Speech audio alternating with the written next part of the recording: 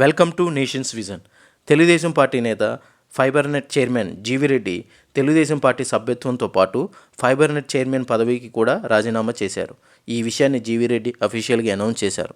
తాను ఇంకా ఏ పార్టీలో చేరనని, లాయర్గా తన వృత్తిని కొనసాగిస్తానని ఆయన ప్రకటించారు. జీవిరెడ్డి ఫైబర్నెట్ చైర్మన్గా రీసెంట్గానే బాధ్యతలు తీసుకున్నప్పటి నుంచి దూకుడుగా పనిచేశారు. ఒక వారం రోజుల క్రితం ఆయన ప్రెస్ మీట్ పెట్టి ఫైబర్నెట్ ఎండీ అయిన దినేష్పై ఆరోపణలు చేశారు. వైసీపీ గవర్నమెంట్ హయాంలో జరిగిన అక్రమాలు బయటకు రాకుండా దినేష్ చేస్తున్నారని, 410 మందిని ఉద్యోగాల నుంచి తీసేయాలని చెప్పినా కూడా ఇంకా వాళ్ళని కొనసాగిస్తున్నారని జీవిరెడ్డి ఆరోపించారు. జీవిరెడ్డి చేసిన ఈ ఆరోపణలపై ఐఏఎస్ అధికారుల సంఘం కూడా ఫీల్ అయ్యి ఈ విషయాన్ని సీఎం దగ్గరికి తీసుకెళ్లారు. దీంతో ఈ శాఖకు మంత్రి అయిన జనార్దన్ రెడ్డి ఇద్దరిని పిలిచి మాట్లాడారు. వాటికి సంబంధించిన ఆధారాలను కూడా జీవిరెడ్డిని అడిగారు. ఇంతలో ఏమైందేమో కానీ జీవిరెడ్డి తన పదవికి రాజీనామా చేశారు. తెలుగుదేశం పార్టీకి ఇది కొంచెం దెబ్బ అనే చెప్పాలి. ఈయన తెలుగుదేశం కోసం ఎంతో పనిచేశారు. జీవిరెడ్డి టీవీ డిబేట్స్లో తెలుగుదేశంకి బాగా సపోర్ట్ చేసి మాట్లాడేవారు.